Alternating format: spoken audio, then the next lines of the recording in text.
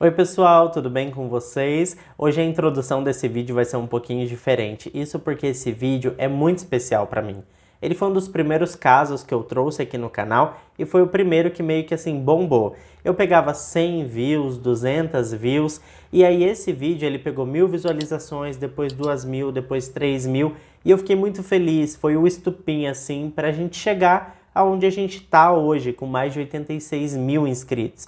Na época que eu publiquei esse vídeo, eu tinha mais ou menos uns 2.000 inscritos, nenhuma experiência, um áudio péssimo, uma imagem que não era das melhores e também não contava o caso tão bem como eu conto hoje para vocês. Eu espero que esse vídeo faça tão sucesso hoje como fez no passado e que me ajude a chegar logo aos 100 mil inscritos. Meu muito obrigado a todos vocês que estão comigo desde aquela época, vocês são guerreiros, porque olha, não era muito bom o negócio por aqui não. Mas agora, gente, vamos pro que interessa e bora pro caso de hoje.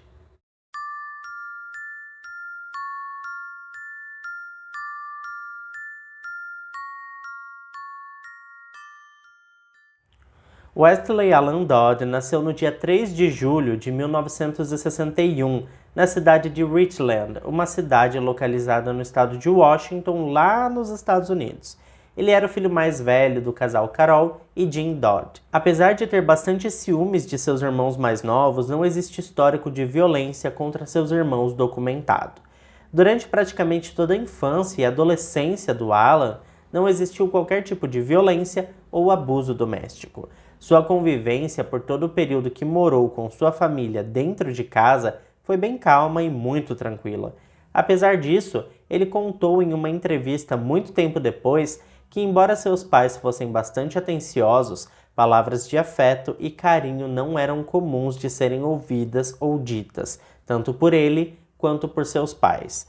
Esse talvez fosse um dos motivos pelos quais Alan sentia bastante ciúmes de seus irmãos mais novos, por conta da atenção dos seus pais que era maior para os filhinhos mais novos. É bastante natural que conforme os filhos vão crescendo e ficando mais velhos, os abraços apertados, carinhosos e beijos tanto dos pais para os filhos, quanto dos filhos para com seus pais, acabam ficando menos frequentes e demonstrações de afeto chegam ao ponto de se tornarem desconfortáveis.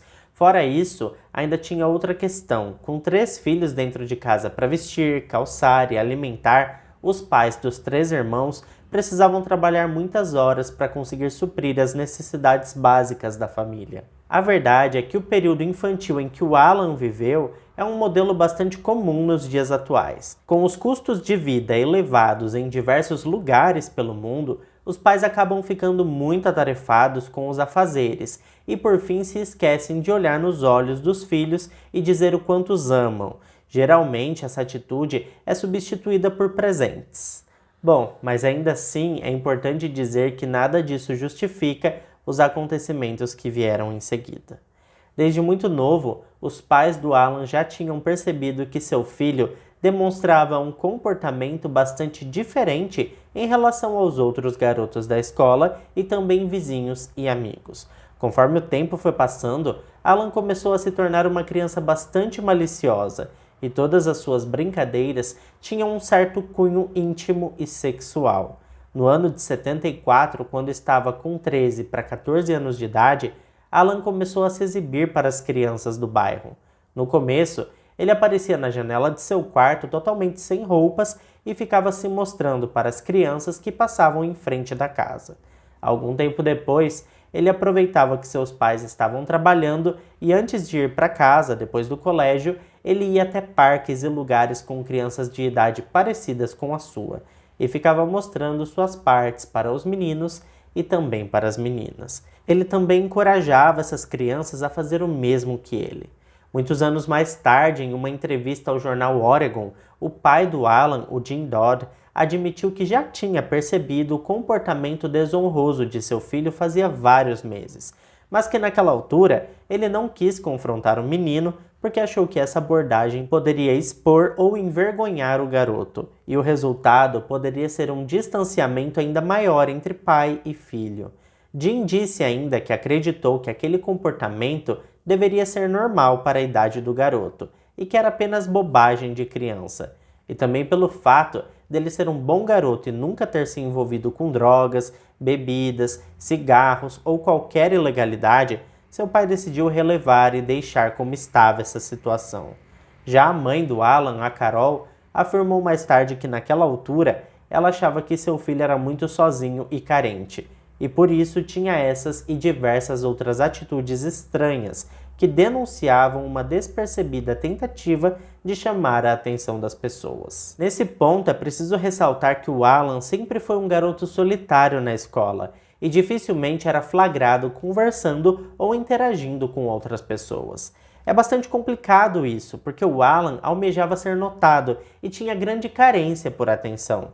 Mas ao mesmo tempo, sempre que alguém tentava se aproximar do garoto, ele demonstrava um comportamento bastante hostil, o que desencorajava as pessoas de tentar fazer amizade com o jovem. As coisas começaram a fugir mesmo do controle quando Alan atingiu a idade de 16 anos e estudava no ensino médio na escola de seu bairro. Como eu disse para vocês ainda agora, no começo o garoto ficava apenas se expondo e encorajando as outras crianças a se mostrarem também. Mas agora as coisas evoluíram e o garoto com 16 anos começou a abusar fisicamente de meninos e meninas, com menos idade que ele. Os primeiros ataques começaram em casa mesmo, envolvendo seus parentes. Alan iniciou uma série de abusos íntimos contra seus primos e primas mais novos em todas as vezes em que ficavam sozinhos. Aconteceram diversos episódios de visitas de parentes que dormiram na casa do Alan, e ele aproveitava essas oportunidades para molestar as crianças. Mas como já é de se esperar, conforme o tempo ia passando, Alan sentia uma necessidade cada vez maior de fazer aquilo. E como sabemos, não é sempre que temos visitas de parentes, portanto, o jovem começou a ampliar seu alcance e passou a mirar nas crianças de seu bairro. Afinal de contas, os parques estavam sempre cheios de meninos e meninas que andavam de bicicleta e brincavam nas ruas sem a supervisão de adultos, que era uma coisa comum da criançada na década de 80 e 90. Se você passou por essa década, você pode confirmar isso aqui para mim. Depois de algum tempo, Alan percebeu que precisava de mais, e quanto menos idade a criança tivesse, mais satisfeito ele ficava. Com isso, o jovem teve uma grande ideia. Para chegar até as crianças menores e conseguir ampliar ainda mais sua rede de ataques, ele passou a se oferecer para trabalhar como babysitter na casa das famílias. A tarefa de um babysitter é como se fosse uma babá para ficar com as crianças durante todo o dia, ou algumas horas da noite, quando os pais querem ir a alguma festa ou evento, por exemplo. É muito comum nos Estados Unidos os pais deixarem as crianças com vizinhos para irem a algum evento à noite e pagam alguns dólares por cada hora em que a pessoa contratada cuida ou faz companhia para as crianças. E é aí que o plano era executado. O Alan aproveitava essas oportunidades e abusava das crianças, sendo elas meninas ou meninos. Para ele não importava qual era o sexo da criança. Bom, é evidente que uma hora ou outra ele acabaria sendo descoberto, né? E em 1977, faltando pouco tempo para completar 17 anos de idade, Alan foi a um parque local e encontrou diversos garotos brincando com uma bola. Só que dessa vez, ele estava sendo observado por um outro grupo de garotos que brincava do outro lado do parque. O jovem foi denunciado por um rapaz do bairro que avistou o exato momento em que o Alan despiu-se para o pequeno grupo de meninos.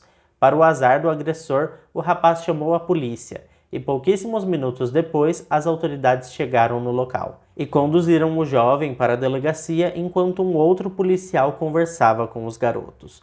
O Alan foi preso em flagrante por exposição indecente, mas poucas horas depois ele foi liberado pelos policiais que ouviram a versão dos meninos e ficou comprovado que não houve qualquer contato físico. E por isso, o delegado de plantão fez apenas um aconselhamento ao jovem para que nunca mais fizesse esse tipo de coisa e parasse de perturbar as crianças do bairro. O Alan saiu sorrindo pela porta da frente da delegacia com um grande gostinho de impunidade. 3 anos se passaram e em setembro de 81, quando estava com 20 anos de idade, Alan teve a oportunidade de ingressar na faculdade. Suas notas não eram as melhores, mas eram suficientes para conseguir uma vaga em determinadas universidades. Mas o Alan teve uma ideia totalmente diferente disso. ele preferiu se alistar na Marinha dos Estados Unidos e foi enviado para a base de submarinos em Bangor, em Washington. É óbvio que ele fez isso com segundas intenções. O alistamento tinha como pretensão apagar qualquer vestígio de envolvimento dele com a polícia e deixar o seu passado absolutamente limpo. Ele acreditava que servir ao seu país traria status e seriedade a seu currículo. Apesar de toda a carga disciplinar, moral e ética trazidos pela Marinha, infelizmente o Alan não parou com os seus abusos. E em um de seus dias de folga, Alan fez um pagamento no valor de $50 a um grupo de meninos, para que eles o acompanhassem até um quarto de um hotel para jogar strip poker. Strip poker, gente, é um jogo bastante conhecido, embora tenha nomes diferentes de acordo com o país. Esse é um jogo no qual cada jogador, no momento em que perde uma rodada, como punição tem que tirar uma peça de roupa. A finalidade é chegar a um ponto alto do jogo onde todos os jogadores estejam totalmente despidos. O Alan foi denunciado pelo recepcionista do hotel e dessa vez ele foi pego pela polícia. Ele foi conduzido à delegacia, prestou esclarecimentos e foi solto logo em seguida. Isso porque tão logo que ele entrou na sala do delegado, ele já apresentou suas credenciais que comprovavam que ele era um homem a serviço do Estado. E ele também justificou-se dizendo que os meninos haviam mentido em relação às idades, e ele não tinha obrigação de checar as identidades de cada um deles. Mais uma vez, ele foi aconselhado a ser mais prudente e liberado em seguida. Quem segue o meu canal aqui, gente, e assiste aos casos que eu trago, já sabe como funcionam os abusadores, então é claro que pouco tempo depois ele foi preso novamente por se expor a um garotinho. Só que desta vez a vítima tinha muita pouca idade, e então o comandante em exercício na época considerou que Alan tinha ferido todos os códigos de conduta da Marinha com aquela atitude vergonhosa. Portanto, ele foi imediatamente exonerado do cargo. O delegado responsável pelo caso solicitou a prisão do jovem, mas o Alan passou somente 19 dias preso e foi mais uma vez aconselhado e liberado. Alan emitia claros sinais de que não mudaria sua postura, e parece que as autoridades não estavam prestando atenção ou simplesmente não se importavam com os crimes envolvendo abusos de crianças. Isso porque não demorou muito e em maio de 84, com 23 anos de idade, ele foi preso novamente por importunação sexual. E é lamentável, mas ele passou pouquíssimo tempo preso e a sua condenação foi suspensa pelo juiz distrital poucas semanas depois. Gente, isso me revolta porque assim, teve tantas chances dele não fazer o que ele acabou fazendo depois, porque ele foi tantas vezes preso e liberado com um sentimento assim de impunidade que eu fico chocado. Não era pra nada disso ter acontecido se ele tivesse sido preso logo na primeira vez, né? Mas, infelizmente, a gente tem que continuar esse caso aqui porque as coisas só pioraram. Ele conseguiu se livrar dessa condenação mais uma vez, utilizando a desculpa, alegando que ele não tinha como saber a idade da vítima e que havia total consentimento da outra parte. O que era mentira, é claro. Mas geralmente as vítimas ficam com medo e vergonha e acabam não recorrendo nesse tipo de situação. Principalmente naquela época, né? Bom, o Alan passou a organizar toda a sua vida com um único objetivo em mente: atacar as crianças da vizinhança. Elas eram seu alvo, e para que não tivesse mais problemas com a polícia, ele passou a planejar todos os seus passos com muito cuidado e atenção. Ele passou a ser bastante cuidadoso com cada detalhe envolvendo seus ataques. Como, por exemplo, qual bairro tinha mais crianças, qual rua e qual apartamento seria interessante ele morar para que tivesse acesso discreto e sigiloso às suas vítimas, e após diversas visitas a imóveis para locação e bastante pesquisa, o Alan se mudou para um bloco de apartamentos cuja vizinhança era habitada majoritariamente por famílias com crianças e adolescentes. É claro que ele precisava trabalhar para se manter, e pensando nisso, ele sempre buscava trabalhos nos quais ele pudesse ter contato com pessoas de todas as idades. Assim, ele poderia conhecer o maior número de moradores possíveis em sua região. Ele arrumou um emprego em lojas de fast food, depois como motorista de caminhão de caridade e muitos outros trabalhos, mas em todos ele acabava lidando com o grande público, e essa era a sua intenção para ele parecer amigável ali para os seus vizinhos. No ano de 87, quando ele estava com 26 anos de idade, Alan teve muita má sorte em sua investida contra um garoto. Ele tentou seduzir um menino para um prédio abandonado. Mas além do menino se recusar a acompanhá-lo, ele ainda chamou a polícia. A essa altura, os promotores já estavam desconfiados e ariscos devido ao extenso histórico de crimes sexuais que o Alan possuía e recomendaram 5 anos de prisão. Mesmo assim, mais uma vez, o agressor recebeu uma punição mínima porque não tinha tocado no menino e também não tinha se despido. Com isso, Alan foi liberado em liberdade condicional e foi obrigado a fazer tratamento psiquiátrico para que não precisasse ficar atrás das grades. O Alan compareceu a poucas consultas com o profissional psiquiatra e assim que encerrou o período da liberdade condicional, ele abandonou completamente o tratamento e mudou-se para Vancouver, uma cidade no estado norte-americano de Washington, não é no Canadá, tá gente? É nos Estados Unidos. Pouco mais de um ano depois, em setembro de 89, o Alan descobriu um grande parque chamado David Douglas Park. Essa descoberta deixou o jovem eufórico e muito animado. Aquela descoberta incrível era como se ele tivesse achado uma mina de ouro. O David Douglas Park é um parque cheio de árvores, matas e diversas trilhas solitárias e muito silenciosas. É evidente que aquele seria o lugar perfeito para o Alan desempenhar seu papel diabólico de seduzir e atacar suas vítimas. Por mais incrível que pareça, ele foi preso mais algumas vezes em anos seguintes, acusado de abuso sexual infantil. Ainda mais difícil de acreditar é que as sentenças eram estranhamente curtas e sempre terminavam com terapias com psiquiatras indicados pela justiça. Calcula-se que ele tenha molestado pelo menos 50 crianças ao longo de todo esse tempo, sendo que a idade delas girava em torno de 6 a 12 anos. É importante dizer que o total de meninos era relativamente maior que o de meninas, ou seja, ele preferia os meninos. Embora tivesse passado pelas salas de terapia de diversos psiquiatras, as fantasias do Alan se tornaram cada vez mais violentas com o passar do tempo. Chegou ao ponto dele querer fazer mais do que abusar das crianças. Ele começou a sentir a necessidade de tirar a vida delas. Conforme o tempo passava e ele pensava nessa possibilidade, mais ele se sentia atraído pela ideia de tirar a vida de um menino. E então ele começou a planejar uma maneira de tornar esses devaneios reais. É importante dizer que um dos psiquiatras que avaliou o Alan após uma de suas condenações disse que ele se encaixava perfeitamente nos critérios legais para o termo de psicopata sexual. E mesmo com esse diagnóstico emitido por um profissional da área, as autoridades não consideraram em nenhum momento mantê-lo preso e longe da sociedade. E com isso, lamentavelmente chegou o momento em que Alan cansou de sonhar e resolveu materializar sua fantasia. Ele escolheu minuciosamente qual seria a primeira criança que ele atacaria. Seria um garotinho de apenas 8 anos de idade, que ele tinha conhecido enquanto estava trabalhando como segurança em um canteiro de obras. Assim que teve um dia de folga, ele dirigiu até onde o menino morava, na esperança de atraí-lo para um prédio vazio. A segunda parte do seu plano maligno era conduzir a criança para uma área florestal isolada, onde ele tiraria a vida do menino. Mas felizmente o garoto percebeu que seu novo amigo era perigoso. Sua mãe havia ensinado ele a não aceitar convites de estranhos para ir a lugar nenhum.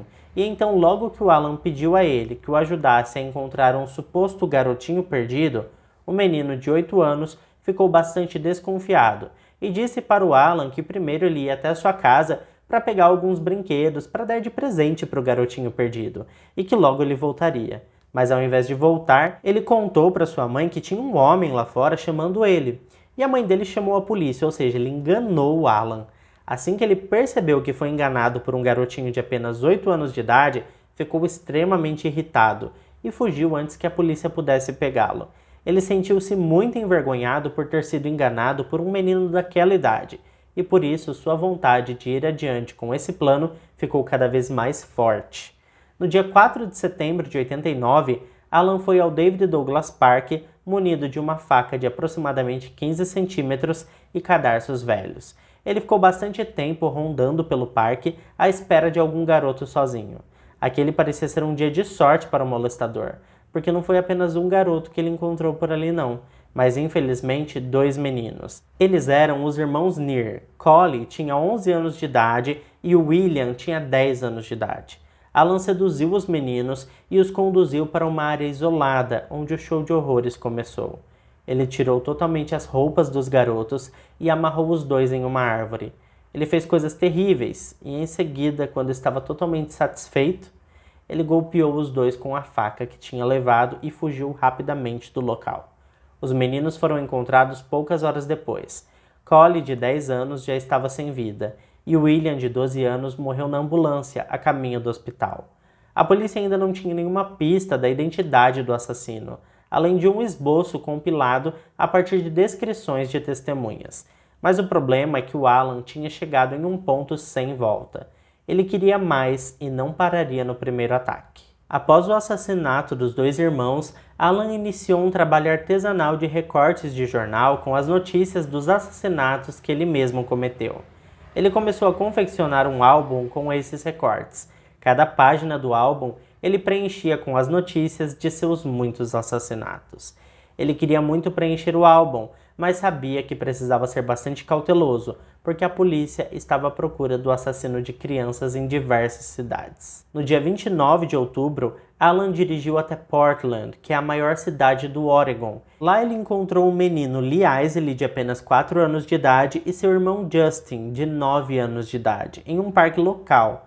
O Lee estava brincando sozinho em um escorregador, e o Alan conseguiu persuadi-lo a dar sua mãozinha para que os dois caminhassem juntos. Alan observou de longe o momento em que o irmão do Lee, o Justin, saiu do parque e começou a caminhar pela calçada do outro lado da rua. Ele imaginou que o Justin tivesse indo embora para casa e utilizou isso como argumento para ganhar a confiança do Lee. Ele virou-se e disse ao menino que seu irmão tinha ido embora e que já era hora dele ir também, e garantiu que a mãe do menino tinha pedido para que ele levasse o garotinho em segurança para casa. E com isso, ele convenceu o Lee a entrar no seu carro, sem que o menino gritasse ou chamasse a atenção das outras pessoas. Alan então dirigiu de volta para Vancouver. Assim que chegou em seu apartamento, ele ordenou que o menino se despisse. Em seguida, amarrou o garoto na cama e fotografou cada minuto do abuso. Na manhã seguinte, ele estrangulou a vítima com uma corda e pendurou seu corpo no armário. Em sua confissão, muito tempo depois, Alan admitiu à polícia que a princípio planejou não matar o menino porque gostou muito dele, mas a única forma de manter o garoto de boca fechada seria essa. Para se livrar do corpo, ele utilizou sacos de lixo e desovou o pacote em uma mata perto do lago Vancouver. Ele queimou as roupas da vítima na esperança de escapar de possíveis testes de DNA. No dia seguinte, o corpo do pequeno Lee, de apenas 4 anos de idade, foi encontrado e gerou grande revolta e pressão popular. Alan ficou em casa durante os próximos dias, a fim de evitar se expor e cometer algum deslize.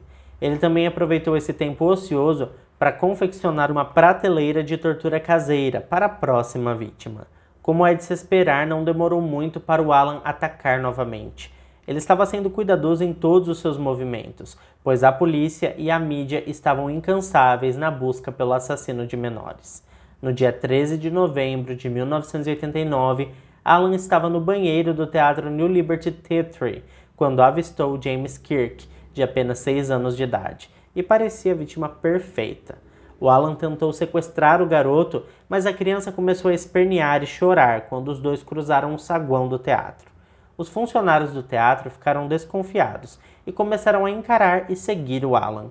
Com medo de ser pego, ele soltou o garoto assim que chegou na rua. Então ele correu para o seu carro e fugiu apressadamente pela avenida principal. Um homem chamado William Ray Graves, que era padrasto do James Kirk, foi informado da tentativa de sequestro.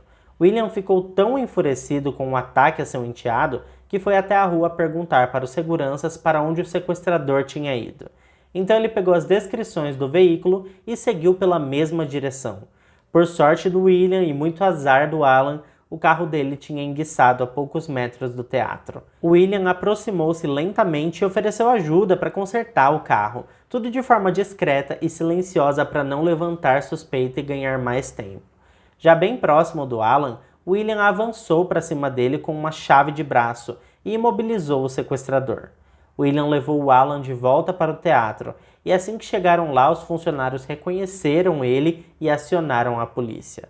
A polícia de Vancouver entrou em contato com a força-tarefa da polícia de Portland, que investigava o sequestro e assassinato do pequeno Lee Isley.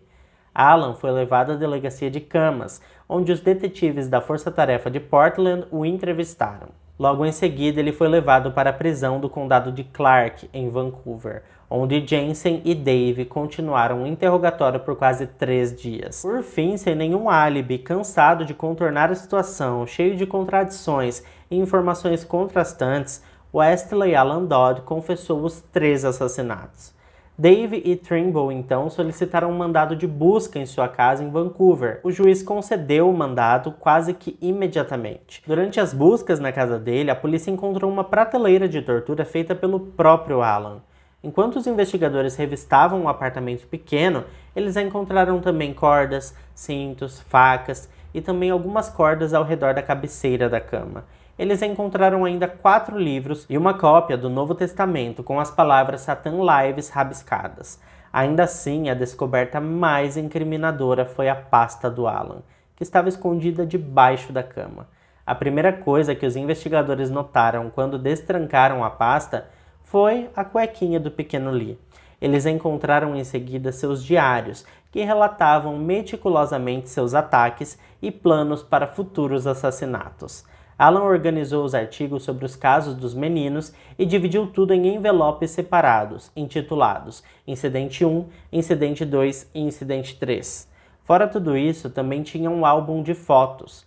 Havia também vários recortes de jornal que falavam sobre seus crimes, além de fotos de diversas crianças em anúncios de roupas íntimas e também fotos do menino Lee. Alan foi acusado de homicídio qualificado em 1º grau nas mortes dos irmãos Near e também do Lee Isley, além de tentativa de sequestro de outra criança. Ele inicialmente se declarou inocente de todas as acusações, mas depois mudou sua confissão para culpado. Durante o julgamento, a promotoria leu em voz alta trechos do diário do Alan. A defesa não encontrou nenhuma testemunha a favor dele e também não apresentou nenhuma prova para inocentá-lo. A defesa apenas sugeriu que seu cliente tinha inúmeros problemas psicológicos, cujas terapias não surtiram efeitos. Os promotores então recomendaram a pena de morte e o júri foi unânime em concordar. Alan não tentou se defender e se recusou a testemunhar. Ele apenas comunicou que gostaria de morrer enforcado. Why do you want to be executed? I have to be. Because I will kill again. Quase um ano depois, em 1990, Wesley Alan Dodd foi condenado à morte pelo assassinato dos irmãos Near e também pelo abuso e assassinato do Lee Isley. A jurisdição do estado do Washington concedeu ao Alan a escolha entre injeção letal ou enforcamento. Ele escolheu o enforcamento e depois justificou essa escolha em uma entrevista que deu alguns dias depois, informando que gostaria de morrer da mesma maneira que o Lee foi morto. A última vez que os Estados Unidos havia executado alguém por enforcamento tinha sido em 1965 no Kansas.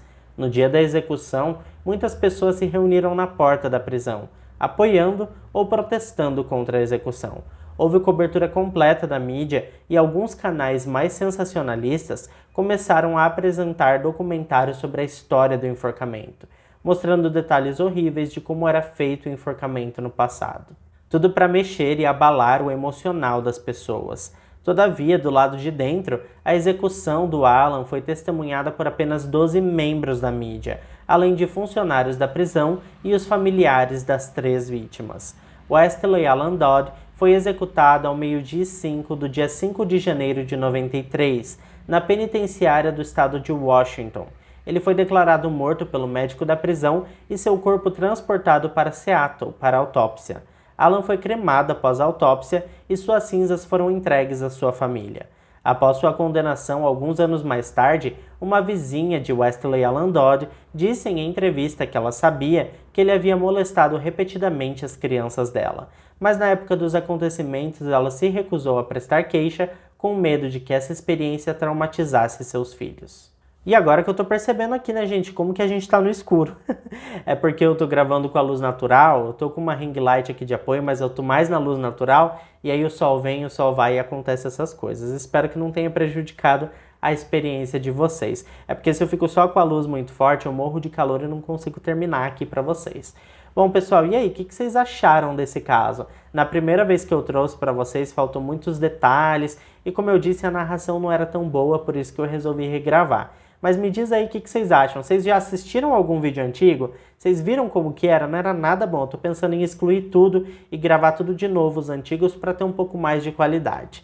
Mas é isso, né, gente? Se ficou até aqui comigo, não esquece, deixa o seu like, que me motiva muito a continuar trazendo esse tipo de conteúdo aqui pra você. Eu fico por aqui e até o próximo vídeo.